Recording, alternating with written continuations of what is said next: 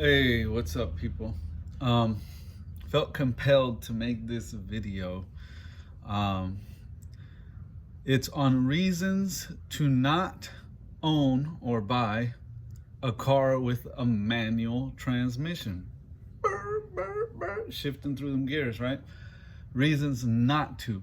And I watched this YouTube video from a guy that has a YouTube channel called Engineering Explained. He's got about 1.2 million subscribers. He's a pretty nice guy. I enjoy being subscribed to his channel. He's a good YouTuber. He studied mechanical engineering and graduated in that field of study. And he's a pretty smart guy. He puts together really good videos on all sorts of automotive stuff. Go check out his channel, check out the video. I suck at leaving like the description below and all that. I'm not that good of a YouTuber, y'all. I don't I don't really get crazy with it. I just hit record on my phone and upload. But anyways, yeah, the guy is really good at what he does. He's really smart. This is in no way to bash his content, but I don't agree. And I wanted to make a video explaining why, because I'm a big fan of manual transmissions, and this was not one of the videos he made that I supported or liked. Anyways, he had about 20K likes and 16K dislikes, and I was one of the dislikes. He, like I said, he's smart, and he touches on a couple points that you really can't argue with. I started studying electrical engineering, not mechanical engineering. I didn't finish, but I began the studies. I didn't graduate though. And obviously I worked as a mechanic and been certified for many years. Also had the opportunity to work for AAMCO Transmissions and got certified through AAMCO Transmissions, did all their training, passed their test, and got their certificate to be a certified AAMCO Transmissions technician also. So I'm a big advocate in not speaking on things that I don't feel qualified to speak on. And again, like I said, I got nothing but love and respect for this guy. I've listened to him because I feel he is someone qualified to speak on the subject, and he's entitled to his opinions. And I am also qualified to speak on this subject, and I'm going to give you my opinion. So I took some notes on the 5 things that he mentions are the 5 reasons for not owning a manual transmission. Number 1 is torque multiplication in an automatic transmission. Torque converter spins and it will multiply the torque. In a manual transmission with a clutch, it's more of a 1-to-1 multiplication thing. You're not going to get that torque multiplication. So for like drag racing, you are going to get better torque off the line. You almost always get a better launch in an automatic. But even though I'm not going to argue with the facts, my number 1 argument to that, even though it is factual what he's saying, is that it comes with a price, a much higher price than a manual transmission.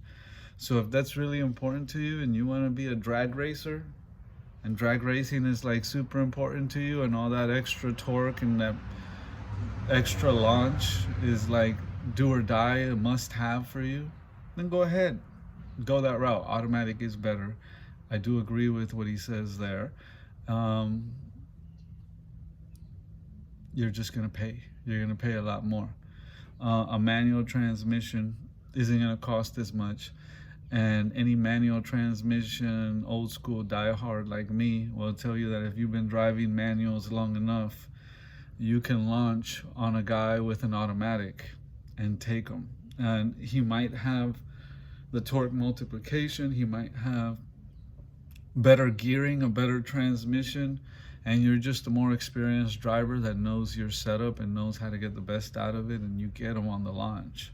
So it's not a guaranteed win every time you pull up to somebody in a manual in your automatic, just because you have torque multiplication and he's more of a one-to-one um, torque situation on his manual.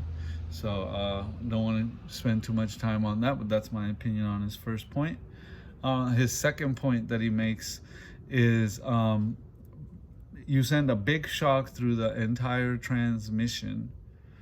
On a manual transmission, much less shock than on an auto is much smoother. In the real world, this doesn't really matter. If we wanted to be technical about it, and these engineer types are super technical, and I kind of like that about this guy in some of his other videos, but in this video I gotta beat him up a little bit on it. You're being a tad too technical. I don't know his first name. He's just the guy from the Engineering Explained YouTube channel. As I said again, his channel is called Engineering Explained. Super cool channel. So this guy is being accurate, but super technical on this big shock, this huge shock that goes through the transmission in a manual, is what he's saying. That a manual transmission, you put it in gear and it's like this massive shock that goes through the transmission. Not true. Not really at that level, like exaggerating it like it's a big shock. Is there a more of a shock through a manual than there is an automatic? Is an automatic smoother? Yes, I'll agree with him there.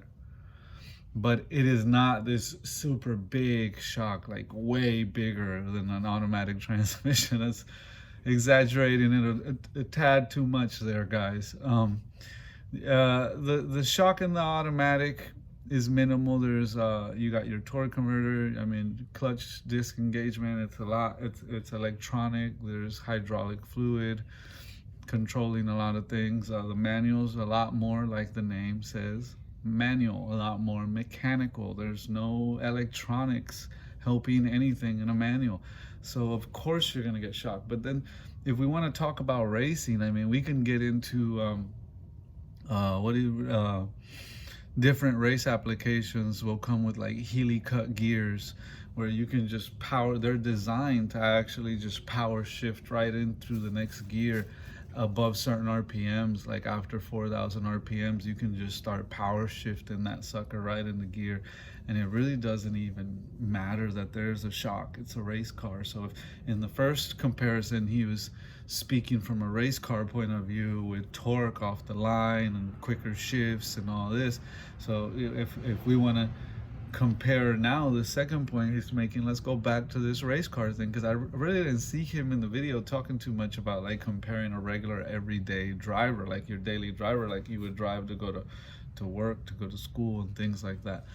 And so in a race car we can have really good setup, like really good setups on manual transmissions, and we can just power shift right into each gear and really be in more control as the driver into what gear you want to be, and not be so reliant on a computer.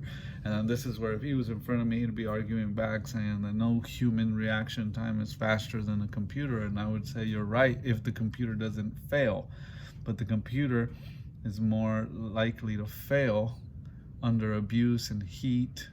Electrical components have failure in them, and a human won't. He's been doing it all the time. He knows his vehicle. He's not gonna miss a shift. It's rare. I've raced plenty of my vehicles. I can count with like 3 fingers the time I've missed a shift in a racing event. So if you're good, you don't miss shifts. And transmissions, sometimes, no matter how good you are, they miss a shift on you. It's happened. So second point, this big shock, guys. It's a big shock, so big, and it goes through manual transmissions, and automatics are so smooth. They're so smooth, like a baby. If he wants to have that one, we'll give him that one, but that's how I feel on it. His third point was crawling on low speeds because of gearing. I answered back to that, true, but not hard to work around. Again, crawling at low speeds in an automatic is going to be easier, but again, you're paying for that. at a much higher cost. And with the manual, you're first of all, you're getting a little bit of issue at crawl speeds. I'm talking about slow speeds, like 20 miles per hour, like or less. You're crawling, and yeah, you're not geared really to do that. It's harder to do that in a manual. You can stall easier. You're riding the clutch. You're wearing the clutch. He makes a lot of valid points. But how often do you really crawl? And then you can work around it. Anybody that's been driving a manual, I personally drove Uber in my Volkswagen Jetta, 397,000 miles on this thing, still running on the original motor without having done a full rebuild on it. Just basic little overhaul tune-up stuff. And I'm putting 100 miles a day doing Uber on this thing when I drive Uber. All over town, in and out of town, long trips on the highway, to picking people up from the airport on longer trips, you name it. I did it all in a stick shift, and they would get in and they'd be like, cool Jetta, man. It was a wagon, and it was hooked up on 19-inch rims and custom interior and stuff like that. And they'd get in and they'd be like, wow, this thing's a manual. I couldn't even tell the way you drive, because I know how to drive a manual. I'm super silky, smooth with it, even at crawling speeds.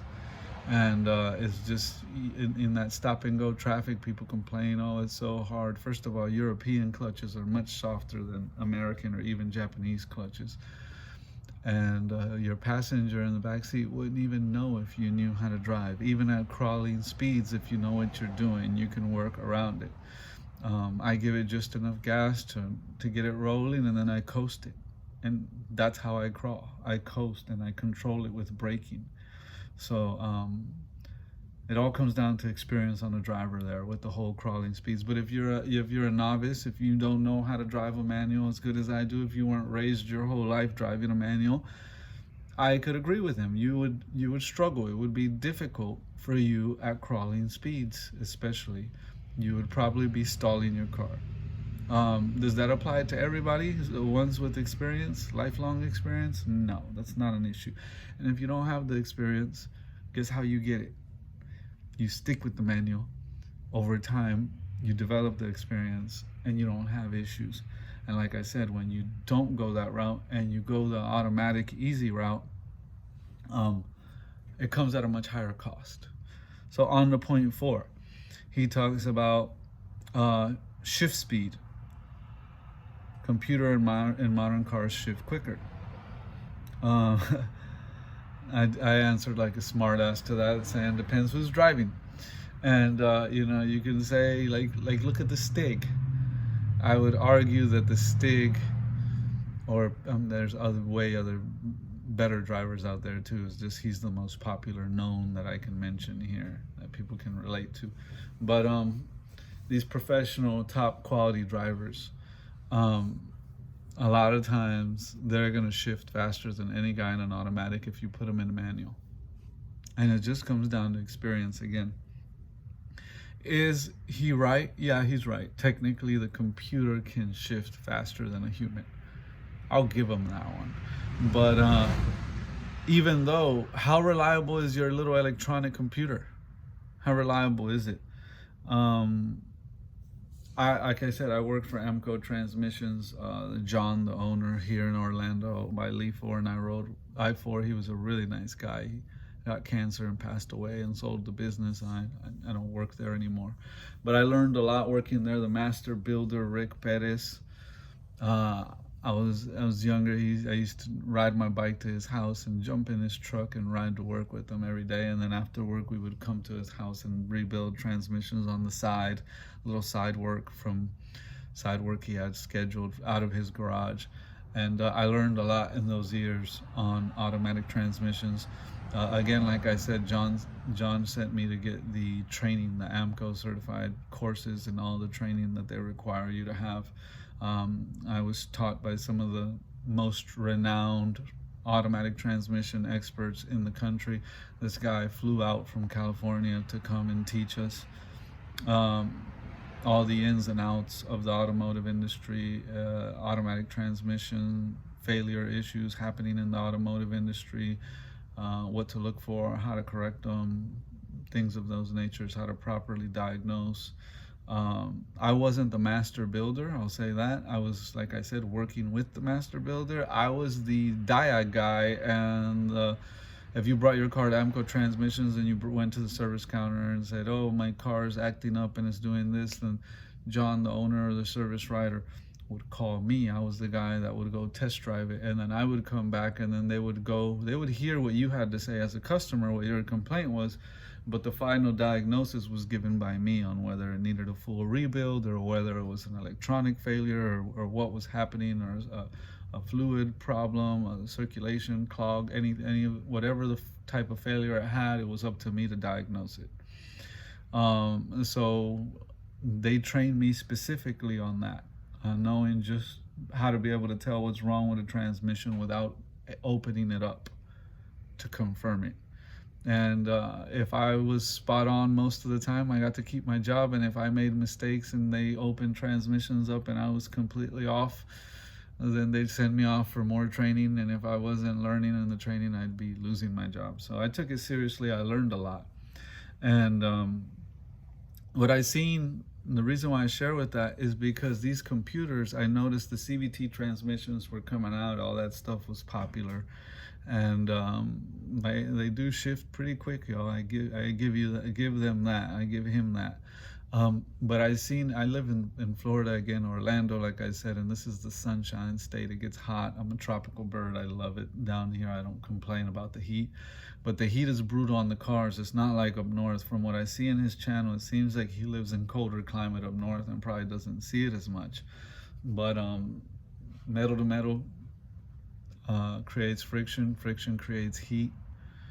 These electronic components in these CVT transmissions and these modern electronic transmissions, they don't communicate with the computer right once the fluid's at above boiling temp and it's running super hot, and these electronics aren't designed to run in fluid that's reached those temperatures, and they start to send erratic signals and not shift properly, and eventually lead to mechanical breakdown, mechanical wear, mechanical failure, electronic failure.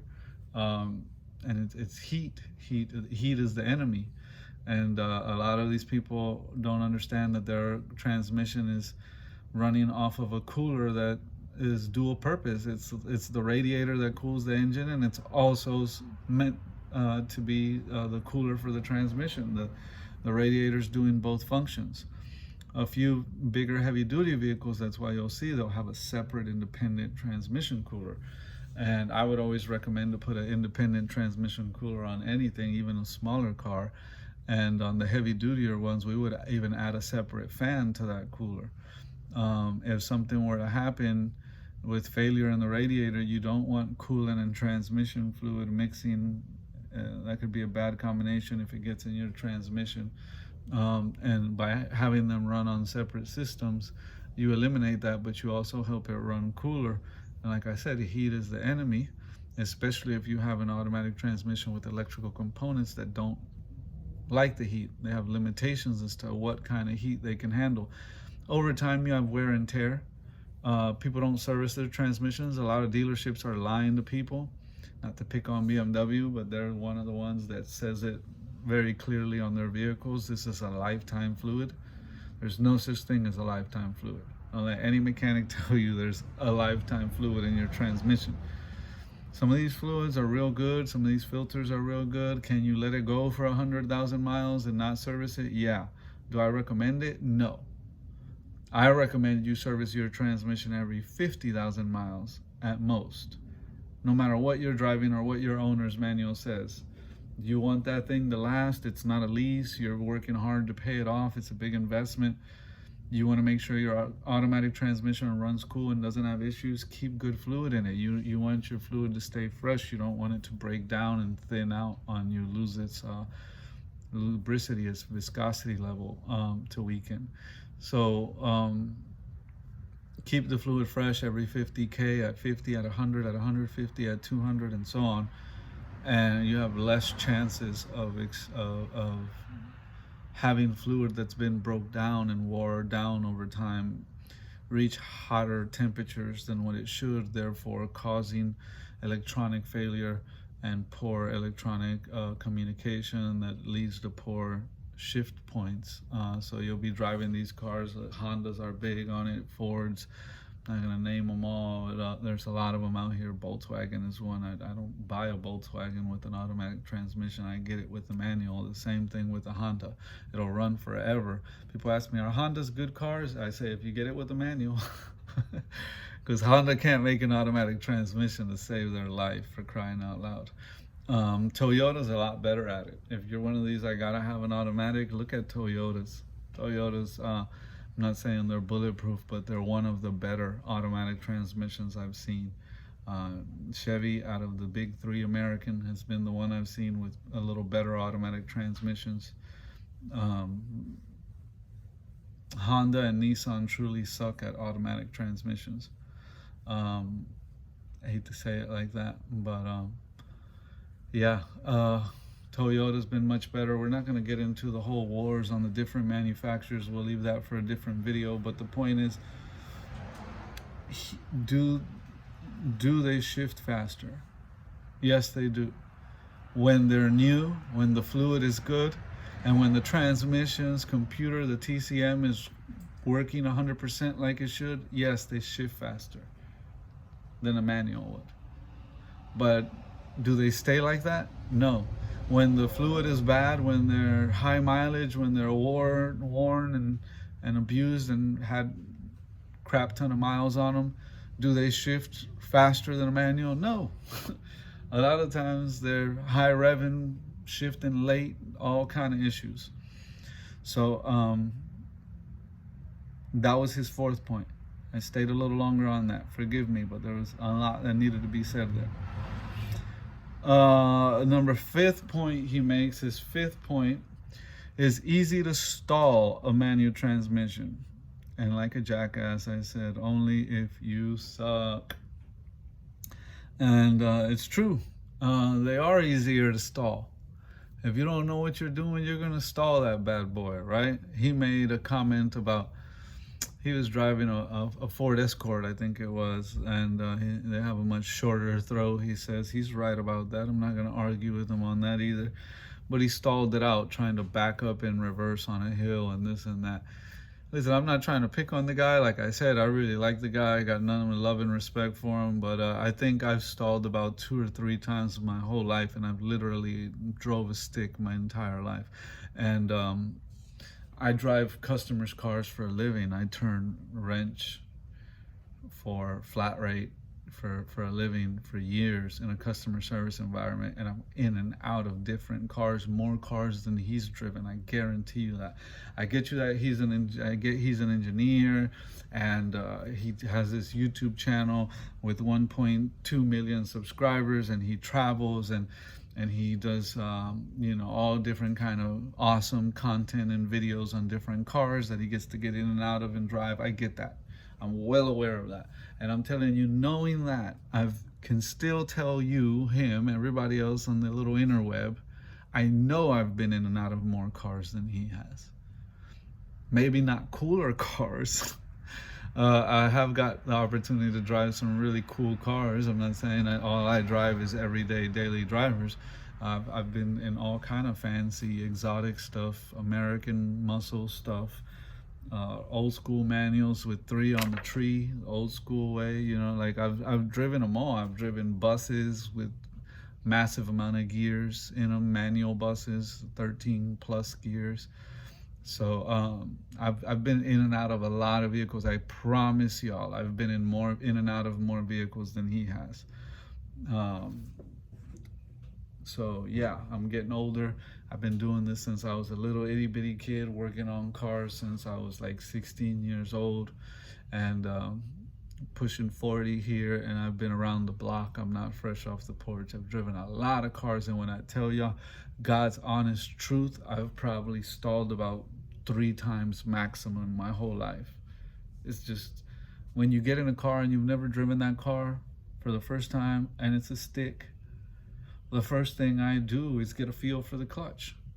without even starting the car. I'll put my foot on the clutch and I'll feel at which point it's engaging and which point it's disengaging, where it's hardening, where it's softening. I know if I'm getting in an older car with a cable clutch, spring loaded or hydraulic or whatever it may be. So I understand cars because I've worked on them my whole life. So when I get in it, I know usually before I even sit in the driver's seat what kind of clutch setup that car has in it. And that's why I don't stall it. I understand how the mechanics of a clutch system works because there is no electronics in a clutch system. Some of the very modern ones have very minimal electronics in them. Start safety systems, you can't start it in this unless the clutch is engaged or whatnot, and it's got, some of them have minimal. It depends. We'd have to really get critical and break down into cars from what years and what makes and what models. But the majority of clutch cars are not going to have any electronics. It's all mechanical, and it's all understanding the way these mechanical system works, what kind of clutch system is in the car. Get a feel for the clutch before you even turn the engine on. Once vacuum is being created and the engine's running, you get another quick little feel for it, engage and go, and you never have to stall. You never have to stall, ever. And when you do, I've stalled a couple times, and it's always been because I'm working on a customer's car that I'm trying to get something, trying to drive into or out of a shop or whatever, and it's already has a bad clutch in it to begin with. That there's just no way around stalling it because the clutch is bad. But a good clutch, there's no reason to stall it. Zero. I don't care if you're on a hill. I don't care if you're in reverse. I don't care if you're in a Ford that has a much shorter engagement. There's zero excuse. So sorry to be tough with them there. Again, got nothing but love for this guy, but I'm just having to keep the facts the facts. All right, so moving on. He said 5 points, 5 reasons, but he threw in a 6th one, even though he didn't call it the 6th one. I wrote it down anyways. He said not able to take turns driving on long trips with people that can't drive a manual transmission. My answer was, suck it up.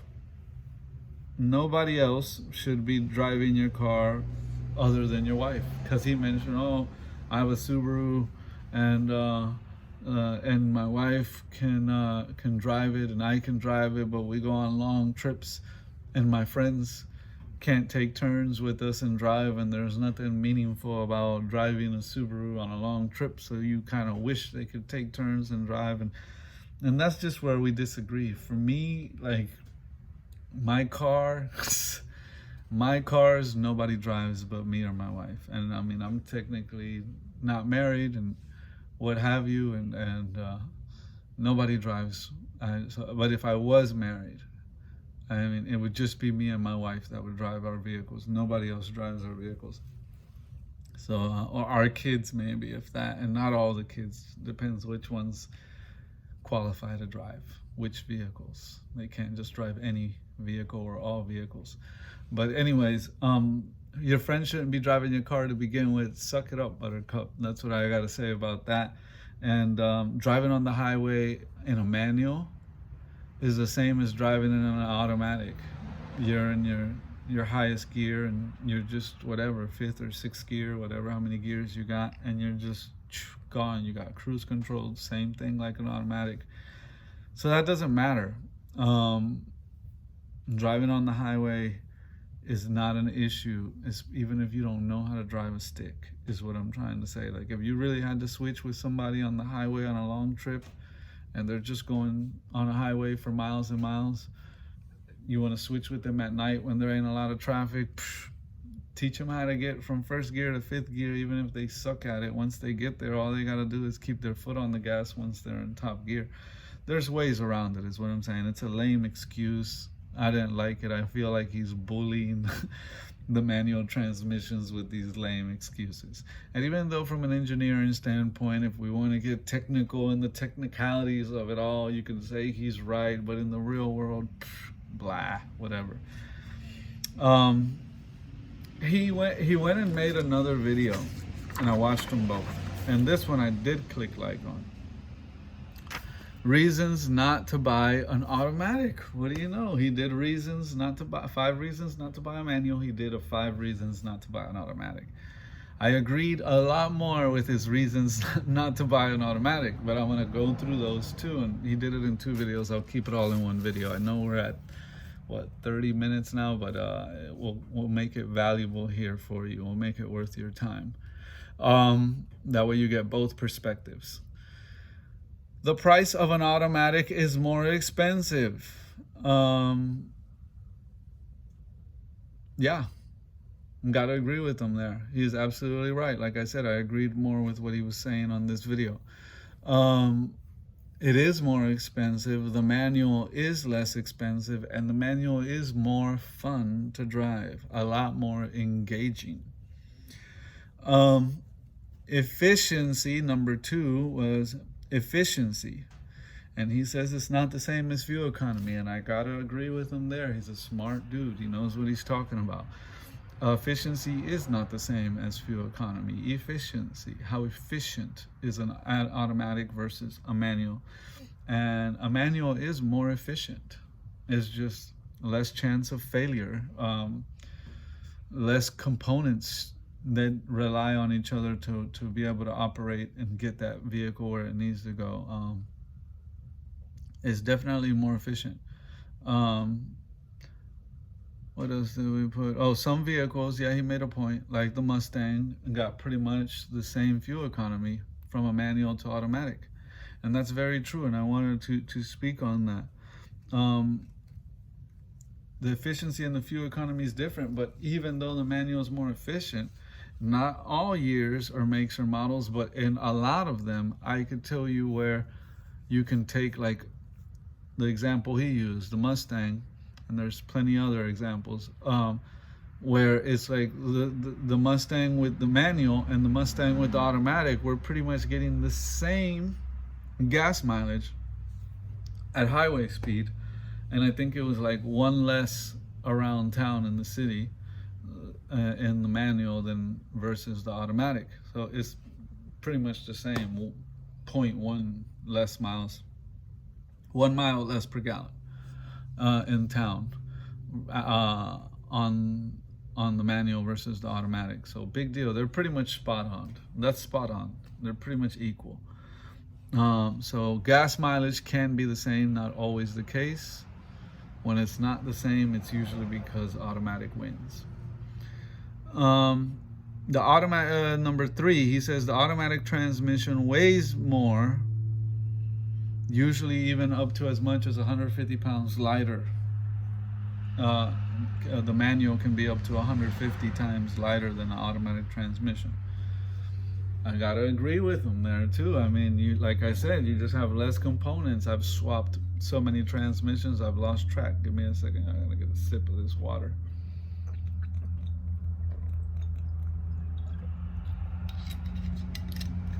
Do a little product placement for these people. I really like their water. Check that out. Deep from the well, natural spring water, Idaho. Anyways, y'all check this out. Bottled in Idaho. It's at I buy them at Whole Foods. Glass, good spring water. Anyways, water break over. Back to the video. So yes, manual transmissions are much lighter, more efficient. Fuel economy depends, can be the same or a little worse, not by much. Even when it is a little worse, it's not by much. It's not enough to be like, oh wow, it makes so much more sense to go automatic. Fuel, I would never buy an automatic over a manual because of fuel economy. Even if you said, oh well, if you get that Camaro in automatic versus this 5-speed, you're gonna save more. You're gonna get 2-3 miles more per gallon. Big whoop on your 2-3 miles. And later in the video, I'm gonna get to why it doesn't matter, even if you do get a tiny bit better fuel economy. But I'm gonna move on to point 4 now to keep it moving. Point 4 was one that I really agree with. He said, can push start a manual transmission, but not an automatic. Totally agree with you, bro. I'm from Costa Rica, y'all. You see the flag in the background there? Let it hang nice and proud in the garage here. Got my little Costa Rica hats up there too. Anyways, Costa Rica, it's a tropical rainforest, in case y'all haven't been or didn't pay attention in 8th grade world geography class, right? But yeah, we're down there by the Panama Canal, and it's a tropical rainforest. And we got 3 major volcanoes, one active, Arenal. If you haven't been to Costa Rica, add that to your bucket list, homie. My ninja, you will love it when you're out there. You will love it. But yeah, it's a lot of mountains out there. You gotta have 4-wheel drive, and you want to have a manual, especially if you don't have 4-wheel drive. We have a thing in Costa Rica where we say las calles son hechas de queso. The cheese, the streets are made out of cheese. They're like cheese blocks with all the potholes in them everywhere you go. And you gotta have a manual, man. It's not easy to drive over there, but it's beautiful and it's worth it. I'm making it sound a little worse than what it really is, but I'm a tico. I'm a native. I'm a local, and I know exactly what it's really like over there. So yeah, there's a lot of mountains. Like steep. Like you gotta have a manual. You gotta have some 4-wheel drive to get through there. I'm sending a vehicle over there currently right now that I just got done sending a Mitsubishi Montero 4-wheel drive for my cousin, and I fix up a lot of little old cars and send them down there and we sell them. And on this one, I'm preparing to send down there to actually keep for myself when I go down there. It's first generation Honda CR-V, 2001. It's an older one, but you know, I don't care. I don't need nothing too fancy over there. It's just to get around. Gas prices are expensive over there. Believe it or not, diesel is much cheaper than regular gas. So, but diesel vehicles over there aren't so popular either. I'm gonna end up sending a diesel down there a little bit later, but right now I'm sending my little fuel economical Honda CR-V 2001. Why? It has a really respectable, easy maintenance, all-wheel drive system in this 2001 Honda CR-V, and it's a legit 5-speed manual transmission. Most of them were automatic. There were some made with the manual transmission. The B series motor in it, it's a great little motor from Honda. Keep up with your timing belt and water pump on it, and it'll never let you down. Really good on gas mileage. So you get the good gas mileage, you get the higher ride height to clear stuff. I put in a little bigger tires on it, a small lift, nothing too crazy, and basket on the roof, you know, a brush guard on the headlights. I'm fixing it up a little to be like a trail vehicle. I'm not going for the full balls to the wall expensive Jeep with solid axles and all that madness. This is more of a around town, and I just need to know that I'm in an all-wheel drive, a good all-wheel drive, a real true all-wheel drive system with a manual and a reliable 4-cylinder. And so anyways, the CR-V is very good for that. And if I ever get stuck anywhere, like I was saying here, a little push start and boom, boom, it fires right up in 2nd gear, just like he was saying. I agree. It's better to do it in 2nd gear than 1st gear. In an automatic, you can't do that. If I sent an automatic Honda CR-V over there, I come to a no start issue, whatever, stalled out on me somewhere in the middle of nowhere in the tropical rainforest in Costa Rica. I want to be able to push start down a hill or whatever and get it going. Again, not be stuck in an automatic. So even if you're not in Costa Rica and you're here in the United States living in flatland, like here in Florida, even in flatland Florida, I've been in a manual, had an issue, and literally had to get a push start and get going and be able to get myself home. So big double thumbs up on point number 4 he made there. Point number 5, let's finish this thing up. His 5th point was the automatic trans can't read your mind. They don't always know what's the best gear to actually be in. Bro, completely agree. I really like this video. These 5 points are spot on. Your other 5 points on the manual, boo. Anyways, yeah, man, I trust my own human, amazing brain that God put in my head over the brain and the TCM in the computer. It could short out, something happened in the harness while you're driving, took a hit, whatever, it's overheated, not working properly, electronics is being erratic, all kind of intermittent problems happen that can affect it. I mean, I could be here making a whole nother video on just, how unreliable these computers and these vehicles can be. But we'll save that for another video. So yeah, I like my mind to control the shifts. The transmission doesn't always know. He made points of, sometimes you're trying to be in one gear and it'll put you in a different gear and make things harder than what it needs to be. So totally agree there.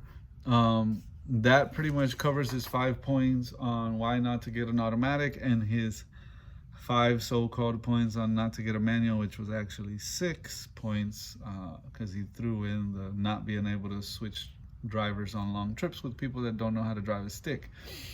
Back to that, if you don't know how to drive a stick, you don't know how to drive. Yep, I said it. You don't. I'm sorry, you might think you're a good driver and you know how to drive, but if you don't know how to drive a stick, all you can do is steer really good. You're a good steerer. You know how to put it in drive, put it in reverse, put it back in park, and how to steer, hit your gas and your brake, and the car does the rest. The transmission is in control, not you. It tells you when it's going to shift. You don't tell it. And if you can't drive a stick, you really can't drive yet until you learn how to drive a stick. So yeah, my ninja, get it together. Learn to shift on your own. Learn to drive a manual. Another thing I'll add about manuals that he didn't mention is you don't see them as much. Like, many automakers really ain't making stick shifts like they used to. It's phasing out. We got, these Teslas that are here to take over the world and all this electric stuff happening. And 10 years from now, seeing a stick shift will be like when we see these old school carbureted cars. They're like a big deal. What? That's carbureted? Check you out. You got a classic, man. That's what it's going to be like with a manual. Even now, currently, most of these young kids, these millennials and younger, you'll be like, oh, it's a manual. They'll be like, what's that? Legit. I've had them ask me, what's that? Like, a lot of them don't even know what a manual is, never been inside of a manual, never rode even as a passenger in a manual car. We are legit the last generation, the last true generation that will be able to say, I was able to experience driving manual cars. Just like the generation before us was one of the last generations to be able to say, we were the last generation to be able to tune our own cars in our garage with a flathead screwdriver, just tune our carburetor, adjust the fuel, adjust the air. And it was so simple back then on those cars. I love them for that reason. I see the value in technology. I understand it. We're moving forward with technology at a much faster rate than I'm comfortable with. But yeah, I get it. So one day you'll be talking to your grandkids and you'll be like, yeah, I used to drive, this car with a manual, and they'll be like, what's a manual transmission? And you'll get to school them on it. And if you know something's on its way out, why not enjoy it? Because in the future you'll be some old gizzard and you'll be like, I wish I would have drove a manual more when I could have. Now we got all these autonomous vehicles and blah, blah, blah, blah. They're not even automatic, they're autonomous. That's what you're gonna deal with in the future. The other reason is, go back, and something else he didn't talk about. He kind of mentioned a little bit how they're cheaper, but he didn't really go into it. I worked for AAMCO Transmissions. I repeat again, I diagged cars. I seen every day for a living what comes in broken and what it takes to get it repaired and back out on the road. I can tell you firsthand, better than any engineer, what it takes to keep these things on the road after they've had some miles on them. Engineers could tell you about how they were engineered and how they work, and they do a real good job at that. But engineers don't know much about working on high mileage stuff and getting it and what it takes to keep it running and put it back on the road. They can't argue with us mechanics too much on that stuff. That's our specialty. And I'm telling you, I see these things come in all the time with bad valve bodies, bad electronics, bad torque converters, you name it. They're not being serviced every 100,000 miles like they need to be. Not even that. I recommend every 50, like I said, but at least every 100,000. You buy a used car with more than 100,000, with 150,000 miles on it or more. You buy, long story short, these things are guaranteed gonna need transmission service. They're an hourglass. They're a time bomb, soon to run out of time. Long story short, they cost a lot more to repair. If you're gonna buy anything with 100,000 miles or more on it in the used car market, make sure they show you proof in writing, or you can call a dealer and give them the VIN to that car and they can verify that it was in that dealer and it was serviced. They give you some kind of proof on that transmission being serviced by a qualified service professional. Somebody that's been trained to work on it, knows the correct fluid, knows the correct fill procedure, knows everything. And because if it hasn't been, they need to adjust the price accordingly. Oh yeah, I think it's been serviced, or we did it ourselves. Anything with more than 100,000 miles on it, you're gonna have an issue with the transmission sooner or later. And then what happens? Say you buy a little $5,000-$10,000 used car cash, right? And it's like, would you buy a house, even an old used house, without having a pre-certified home inspection by a qualified home inspector? No, you wouldn't. So why would you buy a higher mileage car, 100,000 miles or more,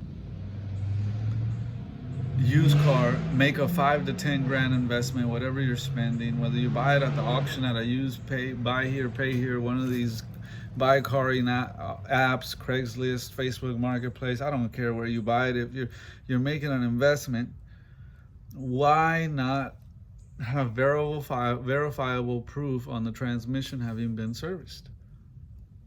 You're spending more than 5 grand, I say it's worth it. Anything under 5 grand, I kind of just chuck it at that, whatever, we'll take our chances. It's a cheap little car, it's not even 5 grand.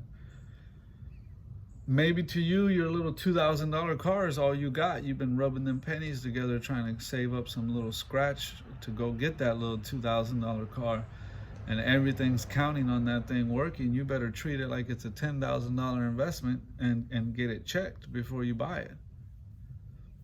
You know, to me, a little $2,000 car ain't that big of a deal anymore, so I don't really put too much effort into it. I buy a $2,000 car, I kind of expect to have to replace something in it. But yeah, these manual transmissions, you don't have to worry about them, even if they have 150, 200,000 miles. You want to drive it, make sure synchros are good, make sure it's not popping out of gears or anything like that, downshifting or upshifting. You want to check your clutch life. There's easy ways to check your clutch life without even having to look inside the bell housing and inspect the clutch. Some of these manual transmissions, there's ways to look inside of them.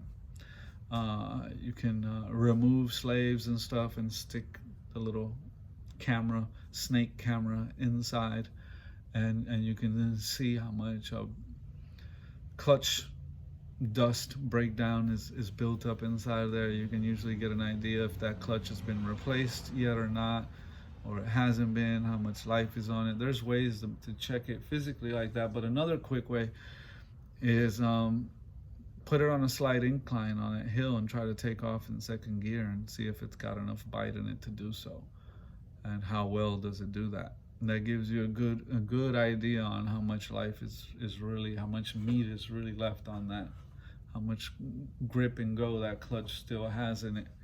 Um, so yeah, I again back to the AAMCO transmission thing. Very rare did we ever see manual transmissions coming in there with mechanical failure. I mean, I'm not saying it didn't happen. We got assholes out here that don't know how to drive, and they're just beating these transmissions to pieces, not engaging or disengaging properly. I see people make mistakes all the time to burn out a clutch. Dumb crap. Like, they just don't know any better. They just weren't taught right. They'll come to a red light. The red light's about to turn green, right? And they're anticipating the light's gonna turn green. They're like, ooh, the sucker's about to turn green. It's time to get going, trying to get where I gotta get, right?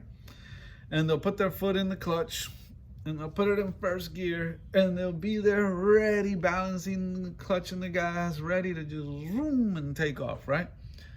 They don't want nobody else. They don't want to hold up the line. They want to be the first one to shoot out of there in their manual stick shift car. And I get that. That's part of the fun of being in a manual, but it's not good for the life of the clutch. You're putting additional pressure on that throwout bearing, on that pressure plate. You're riding it, man. You're getting it nice and hot for no reason. And that clutch was meant to be engaged only to go in of a gear or out of a gear. And sometimes it doesn't even need full engagement. Just enough engagement to release the gear and let the next gear be engaged without harming it. And like I said, Healy cut gears, even a lot of these factory vehicles, OEM, factory clutch setups, factory transmission. If you know the vehicle well, you're not a mechanic like me getting in and out of cars every day. It's just your one and only personal vehicle. Maybe you only got one or two of them. And you know this thing well. You drive it daily. You're used to it. I mean, you're gonna know how to drive that. You're not gonna have any problems stalling or any of these issues. And you want that clutch to last. If you know how to drive a stick shift well, that clutch should last you 5 years minimum. 5 years minimum before you have to even think about replacing a new clutch. And that's like being a frequent daily driver, but you know how to drive a stick properly. You're not riding the clutch for no reason. You're not dogging it, taking it to the racetrack. It's your daily driver. You know how to drive it. You're good to it. It's going to be good to you for at least 5 years. Worry free. When you need a clutch, most of these cars, man, the wonderful world of the interweb, eBay, Amazon Prime, you can get a brand new clutch shipped to your house for $200-$300, man. And I bought some of those cheap clutches for customers that are in a pickle, trying to help them out, and they turned out to be really good product. Company on eBay. I'll give them a little shout out. F1 Racing, Spec Clutch, Xceti. You know, there's a lot of good clutches out there. You don't have to get this fancy pantsy clutches, you know, these expensive setups. So you can get a cheap clutch. You and your buddies in a weekend in your driveway could drop the tranny with a little transmission jack from Harbor Freight and a couple buddies and watch a good YouTube video on it, and you could easily replace your own clutch in your driveway and be right back on the road for less than $500.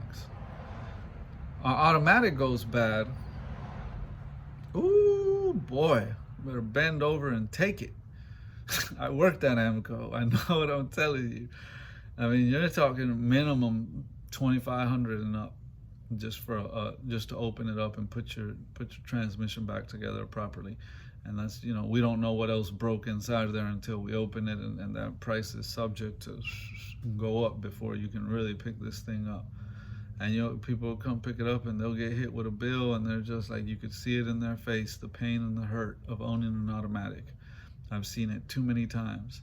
And this guy, he's a really good mechanical engineering guy. He's really smart. He makes a lot of valid points, but he hasn't worked at AAMCO Transmissions. He didn't go get AAMCO certified. He hasn't put in years of day in, day out working in that environment. and he might be qualified to speak on a lot of things he speak about. I learn a lot from this guy, a lot. But trust me, I'm a little more qualified than him to talk to you about what's better, a manual or an automatic. I think I got him on this one by quite a little bit. Not trying to be too mean to him, because I genuinely like the guy. I don't want him to block me or something, thinking I'm some kind of asshole. But manual is always going to be cheaper to maintain. Oh, how could I forget to make this point for y'all? Woo! Nobody else on YouTube is going to make this point. So those that stuck with me to the end, here's the final key point that you really need to think about. Here's the golden nugget. It's not gonna happen, what I'm about to say. You got a teenager, a young driver in your household you're thinking about giving the keys to. I got a 17-year-old, like I said, I'm pushing 40, I'm getting older. And I got to give them the keys here soon. And when you put them in a manual, when you teach them to drive a manual, they're not going to text and drive. It's not going to happen.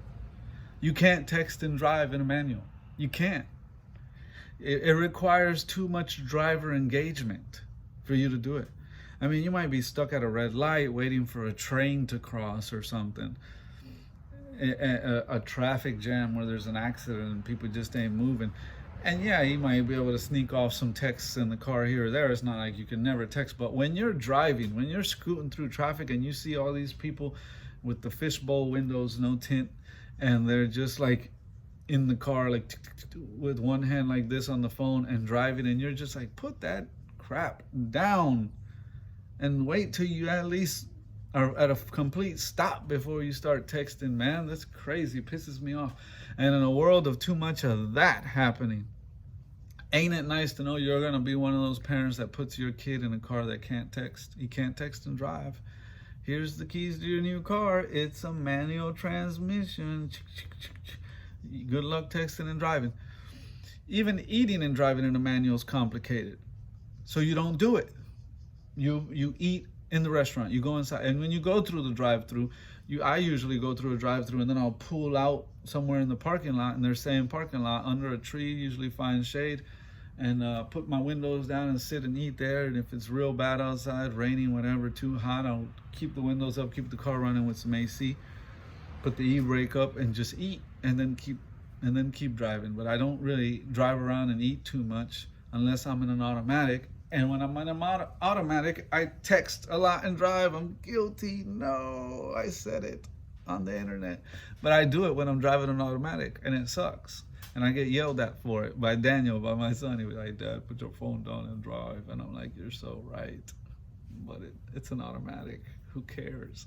And it's just like, automatics are so tempting. And that's the problem with automatics, man. There's very little driver engagement, to the point where you're almost bored driving. You're flat out bored sitting in there. There's no engagement. There's no footwork. There's no additional handwork. It's in gear. Foot's going from brake to gas, and that's it. One foot, the right foot, the left foot ain't engaged and doing nothing. It's completely dead. Just chilling on the side over there. You know what I'm saying? There's nothing really to do other than steer and hit the turn signal clicker when needed, you know? Tap the horn every once in a blue on some asshole texting, not paying attention that the light turned green. Oh man, I'm trying to tell you, I'm having fun with this, but it's true. A manual is much better. It's a better first car to give your kids. Way better. And later on, maybe it's going to be cheaper to maintain. It's going to be way cheaper to maintain. I'm talking to this girl, and she's got a son that just turned 16 and got a learner's permit, and he's going to be driving soon. And I helped her get this little Pontiac Sunfire. I forget what engine's in that thing. It's like a 2.0 4-cylinder, I think. Two-door little coupe, the two-door version. Pontiac Sunfire, like a 2001. We got it dirt cheap. We took it on a trade-in for a Camaro she sold with some cash on top. And this is a manual.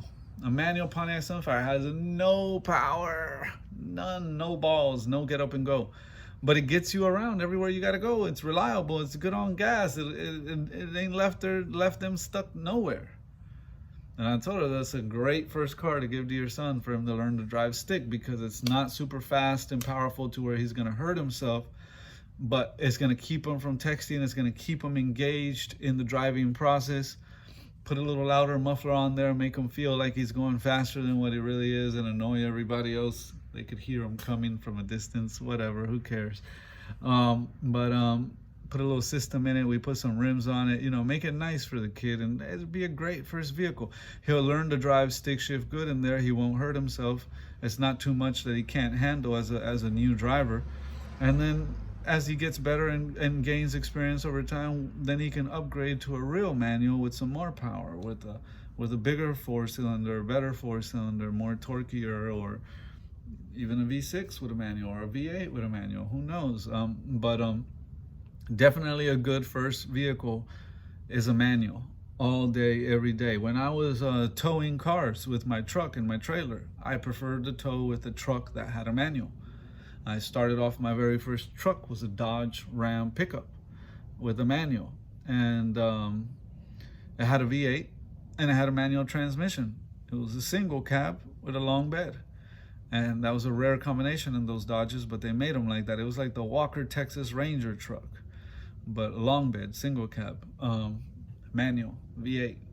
And Dodge transmissions ain't the best in the world either. Everybody that's owned a Chrysler product will tell you that. And if you're gonna tow with a Dodge, you better be doing it in a manual, because those V8s really don't got the power of a Chevy V8 or even a Ford V8 either. Sorry to pick on Dodge, but you know what it is if you've ever owned one. And first truck, it was a cheap truck. I just needed something to pull my trailer with. And that manual Dodge truck, because it was a manual, I'd be able to use the gears the way I wanted to use the gears. I was manually shifting, controlling them, and I was able to tow a lot better than if it would have been an automatic Dodge or an automatic anything else. So a manual is always going to be better for your first truck, for your first car, whatever it may be. On flatland, if you live in a mountainous area, it doesn't matter. A manual is better. It's gonna be lighter. It's gonna be cheaper to fix and maintain and keep going. If your transmission goes bad, you come into AAMCO Transmissions, be ready to pay $2,500, $3,500 or more. I mean, we did Porsches in there where you got to drop the whole rear subframe, everything, drop the whole motor just to get to the transmission. I'm talking about bills on full rebuilds for 10 grand or more. Just to rework these transmissions on some of these European cars. And if you want to sign up for that, yeah, that CVT, that fancy automatic transmission, cool. It's a little faster off the line. It's got the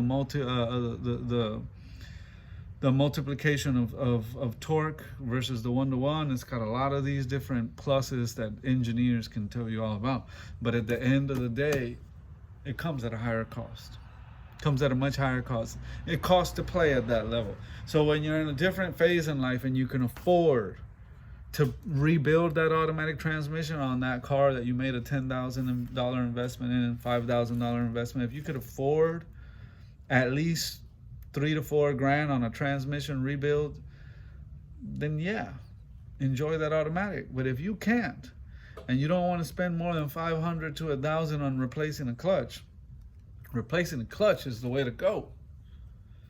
That's just what it comes down to. And I've seen a lot of people where they buy these automatic cars and the transmission goes out and they can't afford to fix it, and it turns into a $5,000, $10,000, $15,000, $20,000 lawn ornament. It's a lawn ornament sitting in front of their house is what it is, because the tranny went out and they can't afford to fix it. So anyways, didn't intend for this video to get this long, but there's a lot to cover here, y'all. Like I could really give y'all another hour of material here, and I got about another page full of notes that I really didn't dive into. I went a little overboard with it, but again, like I said, this is something that I'm really qualified to speak on. And I have years of experience dealing with both automatics and manuals every day for a living. Made a pretty good living doing this. And yeah, experience doesn't lie. Don't take advice from people that ain't qualified, that don't have the experience. And I mean, I've had people bring me automatic transmissions that Dodge told them with the paperwork from Dodge saying this needs a full rebuild. And I've replaced a couple shift solenoids, and that transmission is shifting like new again and didn't need to be rebuilt. And they were giving quotes of $3-4 grand from Dodge saying you have to rebuild this transmission in your Dakota, and it's going to be $3-4 grand. And they bring it to me, and I give it a good once over and end up learning there's a problem in the valve body, there's a problem in the shift solenoid, there's problems somewhere. I correct it, and they're back on the road without having to open it up and do a full rebuild. I can't guarantee that always, but when I can, I do. And I know I try to help people as much as I can, because I know how painful it is to have to dish out that kind of money sometimes. It never happens in a good time. It never happens when you're comfortable and can afford it. It always happens when you're going through something difficult. It's at the worst timing. When it rains, it pours, right? And then boom, that transmission goes bad. I currently have had problems with a Mitsubishi Lancer that I was having transmission problems with. And it's just, you know, these CVT transmissions will come back and get you every time. And they're not cheap. Even if you were just going to get a used one at a junkyard, it's like, call it in the air. It's a coin toss. You just don't know what you're getting. You're buying another used transmission from the junkyard. They say, oh, it came out of a car that only had 58,000 miles. How do you know that? They could just be making that up. Just because it says it on their little paper that they wrote up, you're going to believe that it only had 58,000 miles? If I didn't see it physically in the car, and I didn't see that physically come out of that car, if I wasn't there for that, I ain't taking your word for that. I want to see the car it came out of. I want to see the mileage and the condition it came out of. You know, that's just the way I see it. I don't trust them. Sorry, I've been in this business for too long. And I've seen people buy transmissions that you drop the pan on them, and there's no way in hell they have less than 100,000 miles. But they were sold with paperwork from a junkyard saying it has less than 100,000 miles. So if you want to take that chance and go the junkyard route, it's a coin toss. You could get a really good one at a U-Pool or something dirt cheap and be right back on the road and drive the snot out of it for years and never have a problem. Or you could pay a whole bunch of money to have another one with the same problems put in and be right back where you were after spending a couple $100 on one at a junkyard and a couple $100 on labor. It's the luck of the draw. It is what it is.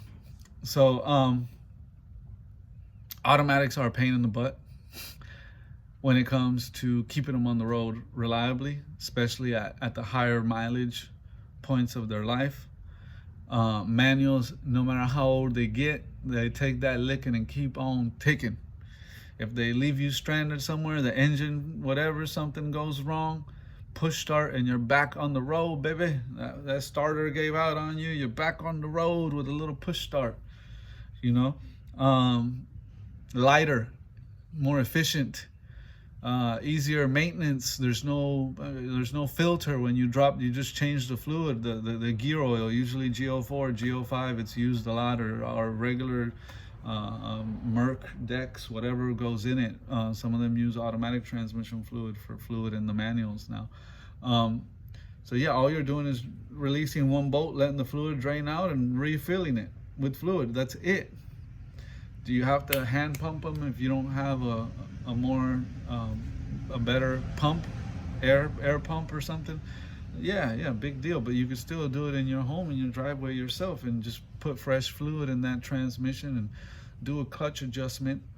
Don't abuse the clutch. Don't override the clutch unnecessarily. Use it to get in of a gear and out of a gear, and that's it. And then the whole comfort factor of, oh my God, I don't want to be having to deal with this. I'm in traffic and I got to be shifting. It's so much work. Quit your crying. Quit your crying. Seriously, guys, I did it for Uber all day, every day. Never complained. Loved every minute of it. Even in traffic jams, slow crawls and everything. You know why? It kept me more engaged on the road. It kept me more engaged. It kept me more involved. One last little closing point, man. Back in the days, I don't drink no more. I don't. I gave all that up. But life's much better now because of it too. So if you're drinking, I'm not here to judge you because I was there once. But life is better when you quit. So yeah, I don't drink no more. But back in those days when I was out partying like a rock star and Uber didn't exist, tells you how old I am. You used to have to go have a couple drinks and drive yourself home. And there was nights where if I would have been driving an automatic, I would have fell asleep behind the wheel. A manual won't let you fall asleep behind the wheel. It'll stall out on you. You ain't getting nowhere. An automatic, it'll just keep taking you down the road at 60 miles per hour, and you're not even awake anymore, because it's so boring. You're just foot on the gas and holding the steering wheel. You ain't doing nothing else. It's no engagement from the driver. They're no fun. Boring. So I think I've driven all the key points. I want to give another hats off to, man, my hair is super messed up. That's why I'm rocking this hat. I'm a little roughing it today, y'all. But who cares, right? This is just YouTube. I don't take this crap that seriously. It's just a place where I come, just try to share value with y'all. I know I haven't shaved. I'm not like GQ looking my best for y'all, but it is what it is. It's the knowledge that I'm sharing, not my looks.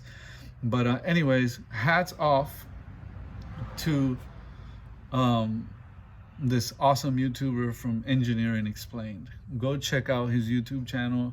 You want to learn about cars, how they work, a lot of very, very good content. The channel is called Engineering Explained.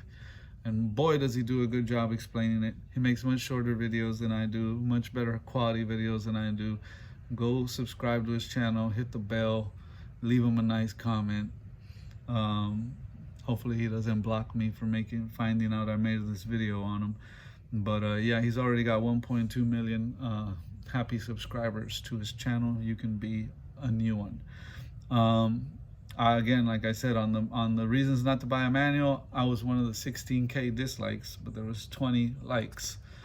And on the 5 reasons to not buy an automatic, I pretty much agreed with everything and gave that a big old like.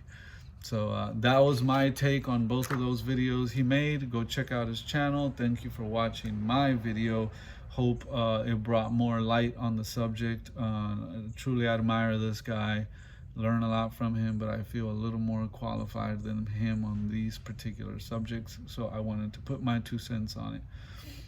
If you're thinking about an automatic, do what you got to do, but be well advised. And if you really want to heed my advice, you've never had a manual, take a manual, learn to drive a manual. You're better off. Trust me, you're better off. Take my word for it. You don't know how to drive a manual, it intimidates you, you think it's too hard. It's really not that hard. I can teach anybody to drive a manual. I'll give you the quick rundown on how I teach people. When you're teaching people how to drive a manual, usually people try to teach them both functions of the manual shifting with the hand and the manual shifting with the third pedal on your left leg, and balancing the clutch and the gas with your feet and shifting through the gears all at the same time. You're using turn signals and mirrors and everything else, and it can be real overwhelming, especially if the car is jerking and stalling on you. It kind of scares you and throws you off of wanting to learn, right? Here's the solution to that. When you put somebody to drive a manual, don't have them shift through any gears.